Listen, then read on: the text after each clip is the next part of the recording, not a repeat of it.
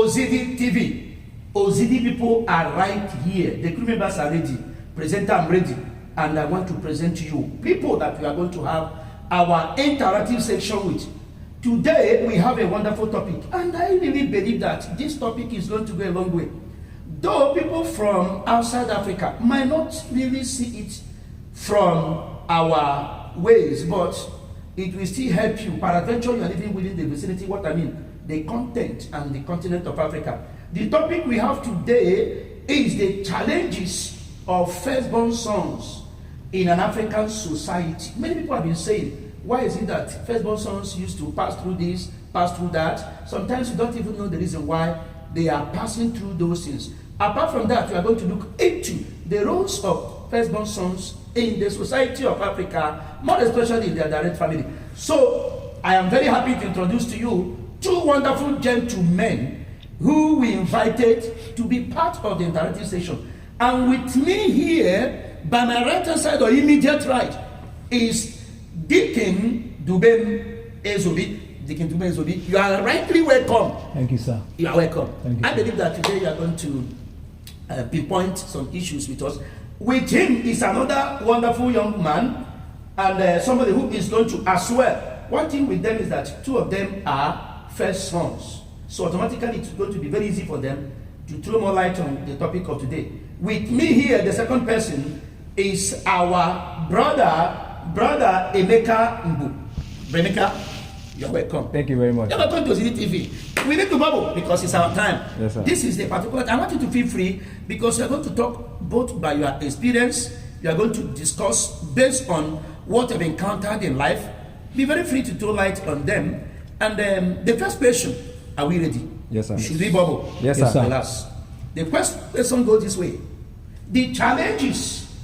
What are the common challenges? Not especially the ones you have encountered. Common challenges that firstborn sons, remember what you say, in African society, usually go through. Let me start from you. As a firstborn, tell me one of the challenges you think that firstborn sons usually go through. Thank you very much, His Lordship. One of the major challenges is high expectations from parents. You are talking high expectations? Yes. What do you mean by that? From parents. Okay. They will always want you being the first son, they want you to be a pesita. Wanting you to be a pesita means that you're going to go through a lot of pressures from both parents, both from your mom, from your dad, even from your siblings. They actually expect you to set pace where the same kind of pace that your other siblings, especially the other male, will follow. Take for instance, there is an experience I had when I was much younger. I have a friend. Because of high expectation from the parents, the young boy was about 15 years. He was actually asked to go and learn trade. At 15? At 15, yes. Because they were expecting to see they wanted him to make young man before who will carry the burden of the family. Yes, before he gets to 20, they expect him to be very wealthy. Because this young man doesn't have experience. So they sent him down to go and learn a trade. At the end of the day, the funds they gave him, the young man squandered it because he doesn't have the age, he was too young. One, he doesn't have the experience to manage the funds that the parents released to him to handle. So as a first child, we have a lot of pressures coming up from both. Wow, what you just said now is something that I feel for that such young man. In a situation whereby somebody discovered that he is not wired to be what the parents want him to be, how do you think someone will handle such thing? For me, I think the best thing to do is, first of all, if the parents can allow them to go through guidance and counselors that will put them through on what they want. A lot of firstborn son doesn't want to be traders. Most of them, there are a lot of things they want to do. But because parents felt that these people need to get rich as soon as possible, they end up making mistakes. But for me, if parents will give firstborn sons breathing space for them to think of what they want, allow them to choose their career. Don't force them to go towards what they will end up wasting their time on. Don't force them on what they will end up wasting their time. That is the punch word. I am holding it. Bremika, in your own understanding, Okay. what do you think, in your own perspective and perception, what do you think is the challenges, one of the challenges or two, if you might make it in a plural form, that the firstborn sons usually go through in your own understanding, or based on the experience, just as he said, the experience you must have gotten? Okay, thank you very much, sir. I will put it this way. Being the firstborn, you are saddled with a lot of responsibilities, coming from your age mate, coming from your parents, coming from your siblings, and as well your friends, who might not necessarily be the firstborn, but probably because they are your mates, you want to, catch up with them. Okay. And I use myself as a case study. Growing up, my mom, as the first son, wanted me to be a picture of what people will always see and be happy just about her. Yes, my mom wanted me to be a lawyer.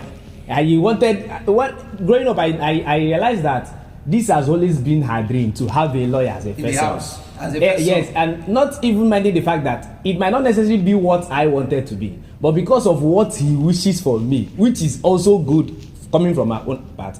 But when you engage a young boy growing up and as a first son in what he doesn't have the feelings or the passion like for, I said before, the vibe. yeah, you find out that at the end of the day, it's a lose for both parties, because by the time the young man realizes what he wants for himself and what you are pushing him into, you find out that probably most of his mates has gone far ahead of him.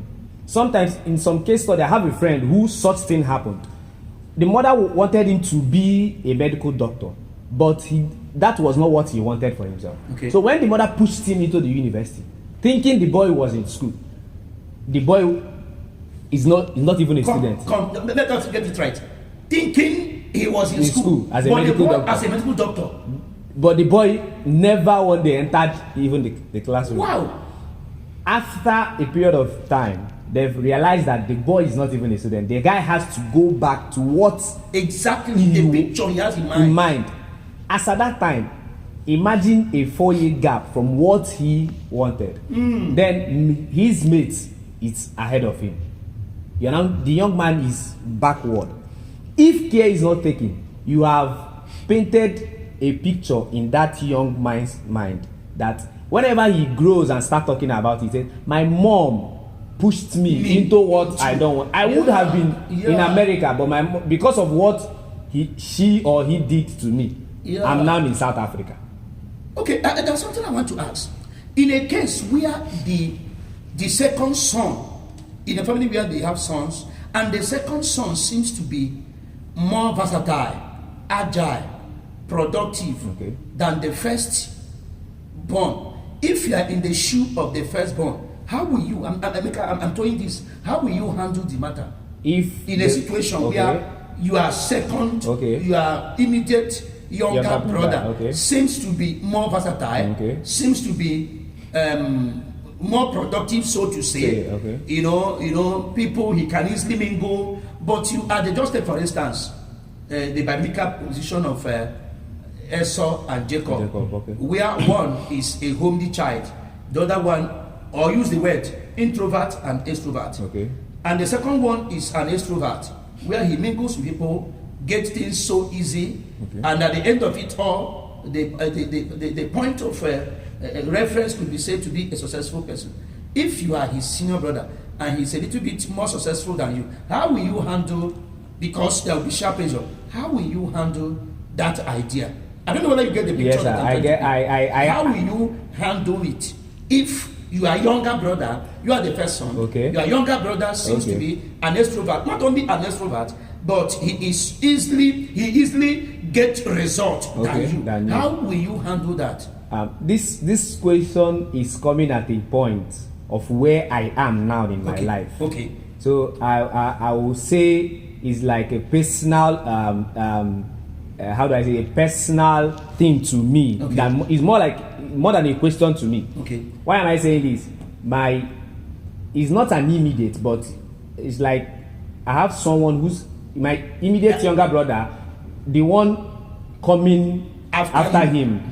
Okay, the one coming after him. After your immediate younger brother. That's another one. So yes. Okay, so that's the one the question is pointing to. Okay, let us see how they are still in the same bracket of my immediate younger brother. Okay. Now, the thing is this. I wouldn't say I'm not doing fine or I'm not doing well. Okay. But in life, there are stages and there are things that happen at a particular point. Okay. Why am I saying this? As we are talking, the young man is having a structure of 5 or 6 bedroom apartment. Okay. And the way he's going about it, I am happy that he's doing this. Well, okay. I'm happy that he's putting up structures. I'm happy that this young man is doing well, because as a matter of fact, the glory per se is not only on him. The glory is equally coming to the family. But in my own comfort zone and my own confine, I will always ask myself, why is this young man having this? When I'm at his age, I've not even started considering or even thinking about all those things that happens. And I found out that I had to accept this. The fact that this is the reality of life. I hold you there. This is the reality. I love that particular concept of your mindset. This is the reality of life. Because of our time, is it not good? You have already told me your answer. Because having that mindset that this is the reality of life, and you said again, the glory is not only on him, the glory is now spread on the family. Maybe Deacon might have something to add. Deacon, if you are in that same shoe, what are you going to do? Because you have already exactly. where you are going. For me, I think I'll still to the line of Bremeka. Like he rightly said, the young man has brought glory to the family. And that is where I'll have to come in and play a role of a father. Mm-hmm. Of course, I'll rejoice with him. Okay. I'll guide him, being the first son of the family. I'll put him through. And at the same time, I know that this young man is actually going to help the family, whether now or in future. When you talk about playing the role of a father, can you just throw to us, give our candid audience, which role? Because fatherly role is so hydra-headed, so broad. So when you're talking about you are going to play fatherly role, can you just give us a kind of take for instance, insight? Take for instance, I live in Lagos, and I have a younger brother that is very successful. Now, most of the burials in our place in the east, I don't need to go there. I have to call his attention that, look, I'm sending you to go and represent me in the those family, burials. in those places. Those places. Okay, representing the family when there is a kind of burial, not only burial, any kind of wedding, a kind of gathering that engagement ceremony that comes up. Okay. I will send him to go there, and for the fact that he is well-to-do, definitely he won't even ask me to send any funds for that. He will bear the cost, thereby covering whatever expenses I'm going to incur for those engagements. So I think having a younger brother is successful. I don't think I need to envy him. No, I don't have to. Okay, that is. You see, this is one thing, very sensitive side of our life. Okay. God has a way of blessing everybody at a particular side of life. The Bible said, when God discovered that the only way to make Israel survive the heat when there is scarcity of food in the whole universe or globally was to send Joseph ahead. In the book of Psalm 105 from verse 17, to send him ahead of time. You have answered so well. But there is another question I want to ask. How do you handle, you discover as a first son that this particular person hates your father so much? While you are growing, you discover that this particular man hates your father so much. And now your father is no more, though the man is still alive. As the first son, how will you relate with such person? I want anybody can choose to speak first. It's an open. I would say, when it comes to things like this, you need, as the first son, you need a special wisdom, in the sense that you don't toe the path of your father. One, I know that this particular man is not. Are you telling me you will fall head to toe to the man's body? No. Because you said here, I can quote you, Okay, that you don't want to follow the path. I don't want to toe the path of my father. Follow the path of your father. Okay, how will you? That's Me, exactly what you rightly said. Me towing the path of my father can be two ways. It's either I go after the man or before the man. Why? This is, I will have to make some research about what brought about the enmity. The enmity, that is one. Okay. Then two, if I found out that my father is the person or per se who offended the man, or I found out that the man is the person that offended my father. But let me start from my father being the one that offended. Now, what do I need to do? I think going for, sometimes you don't smell someone from afar. You come very close to the person to perceive an odor of whatever the person. I can take a bold step to meet the particular person in question. I found out that when my father was alive, you are not in good terms. Sir, can you just please tell me what exactly brought about the enmity? That is one. And this is exactly, if the fault is from your From dad, my that's dad. when you are going to make the move. Okay. Then, if the fault is from the man, I still go to him. But what I will get in mind going, I will have a picture of what I want to get from him. One, the first 2 or 3 things he told me will tell me if this man is really looking for a reconciliation, or is he looking for a bowing down to continue from where my father stopped. Okay. Or is he equally looking, is there any reconcilable words in between what he has said? Because whenever you approach someone for a particular issue, he or she must have what to say. And in the course of saying it, you will not know where the matter standing. I get that. Let me throw one question to you. Do you need to? Do you have something contrary to what? For me, I don't think I don't need to approach the person directly. I believe if the person is from my kindred, I have some other maybe uncles and aunties that I can make who are aware. Yes, of whatever that happened. Yes, between the two of them, I will approach them and ask them questions. So the answers they will present to me will determine my next line of action. If at the end of the day I learned that my dad was at fault, I will try and mend friends with the person. But while mending friends, I have to be very careful because the heart of man is evil. Yes, the person may not be in the right frame of mind to forgive. So I also have to be very careful. Depending on the gravity of the offense. Yes. So I may end up reconciling with this person, but that doesn't mean I will throw myself to the person. Wow, wonderful. One more question, maybe, before we wrap it up. If your father collected a land from one of his kinsmen while alive, maybe because of his position, a big magistrate, a lawyer, a king, and after his demise, you discover that that land was not legitimately collected, can you return it back to the owner as a person? Yes, I will. No. Let us not attack sentiment. Yeah. Supposing your father has already built a structure on it. Okay. I wanted to. No, I don't want anything to. I'm pushing it to you. If your father had built a structure where the structure, maybe the structure is now a kind of mall, and is fetching the family money, more especially like the first son, you now realize that this land, my father got it because he happened to be the first magistrate of the land. He must have been the first king of the land. He must have, one thing or the other transferred to your father capturing that land. He developed that land. That land is now a commercial center. Can you return it as the first son after your father's demise?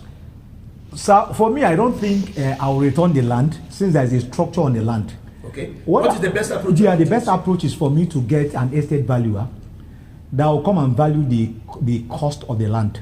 Okay. Take for instance, if the cost of the land that is excluding the building on the land. Okay. If it's 10 million, I'll have to enter into an agreement with the person that I need to refund you. There is no way I'll bring down this house on the land.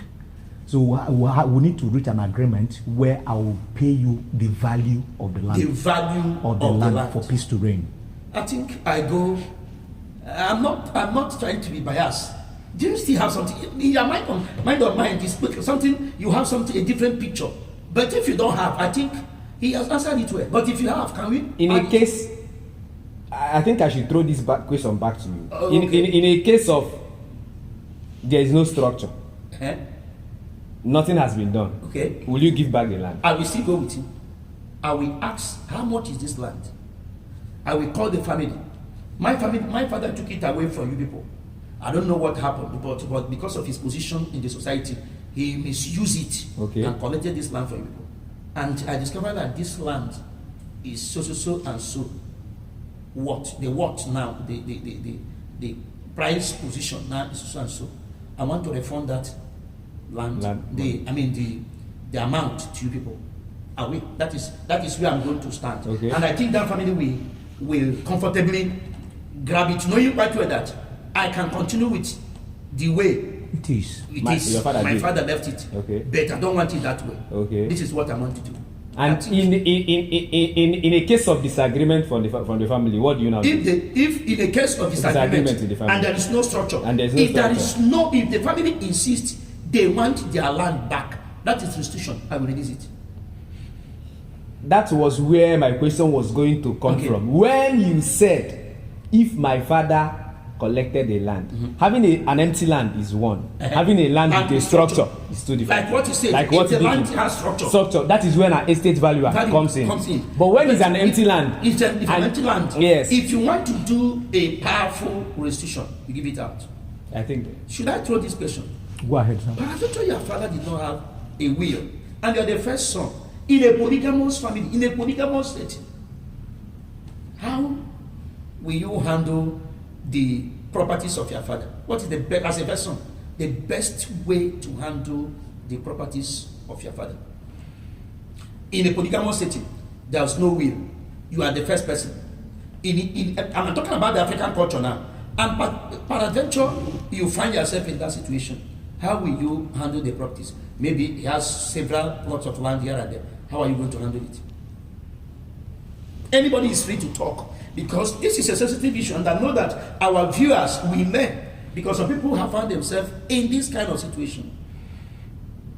Be very sincere. Be yourself. You know, when you are asking this question, let us not attach sentiment to it. Just be yourself. If I am in that position, for instance, both of you are first sons, how are you going to handle it? So I think in Igbo context, if the father, the father who happens to be the father of the house is late, I think the first son need to come in and play a very special role. That special role is what I want. The role of a father. Okay, and that father role is what I want to do. If your father have plenty properties, you, of course, without will, you take care of the building, the properties, collect the rent. Now, if your father have two wives, of course, you split it into two. Equal. Yes, you split it into two. You send one to the first wife and the other one to the second wife. Supposedly, the first wife did not have children, so to say, are you still going to split it into half? No, there are a lot of things you have to put into consideration. If the first wife doesn't have plenty, maybe a child, and the second wife have like 10 children, you consider the numbers of children that is involved in this matter. Okay. Yes. Take for instance, if you are to share 100,000 naira among the two of them, we all know that 50,000 cannot sustain 9 family. In a situation where, let's say, a polygamous family of 2 wives, you are the first son and the only son. The second wife have up to five sons. How do you consider it? And you are the one to share the national cake, so to say. Now, where I'm coming from, where my village, where I'm coming from, there is a way we'll do it. Though it may not favor anybody, this one favors the first son and the first wife more. Where I'm coming from, the way we'll do it is this: they will share it into 3. They share it into 3? Yes. The first goes to the first son. Okay. The first son. I mean the general first son. First son. Okay. Now the second one goes to the first wife. Now the third one goes to the second wife and the children. and everybody will go home and sleep. That is where I'm coming from. That is. And nobody will raise. No, nobody does. Or battle cry. Nobody does that. That's wonderful. I think I need to chip in something to what Dikin just said. There's a particular man I know. He's a well-known man. He has money. He has a lot of properties, and he married 3 wives. Like as you said, the first woman gave birth to only 1 child, which is a doctor, and the guy is doing well. A man. Okay. The second wife had up to 5 children. The third wife has none. Now, when the man died, it got to a place of sharing of the properties. You know, when you brought out this question, in life there are questions you answer out of experience, and there are questions you answer from what is happening around you, and you answer some from your own personal point of conviction. Okay. So I was nodding my head because I was in between the lines. I was checking where do I fall into this, where to start answering this question. So this particular man, when he died, the first wife, the son is working with a particular well-known bank in Nigeria. The second wife has up to 5 children. When it got to a point of sharing the properties, they shared it in a way that, looking at the structure or what the man has on the ground, they gave the second wife more of what the man has. Okay. Because of the level of responsibilities that is around her. Okay. The first woman had some too, and the third wife has some. But what I'm trying to point out is, it was not shared equally. They just share it to balance a kind of equation. Yes. That we solve for a particular problem. That is a good idea. You see, you have answered well in the sense that these are technical issues. I can go on and ask you questions, but because our time is fast spent, and we don't have much time to throw more questions. Maybe, I don't know whether as a presenter I'm going to look into this matter and bring part B of this same issue. Okay. Because I would have taken time to ask you one question about a situation whereby a man dies, the son and the wife, the wife happened to be the mother of this son, start to have some loggerhead over their father's property. Maybe next time I'm still going to bring part B of this particular topical issue, because we have a stipulated time that our directors usually tell us, and our time is fast spent because we need to stick to our time. I just want to let you know that you have done so well. I really appreciate you are coming. Your point and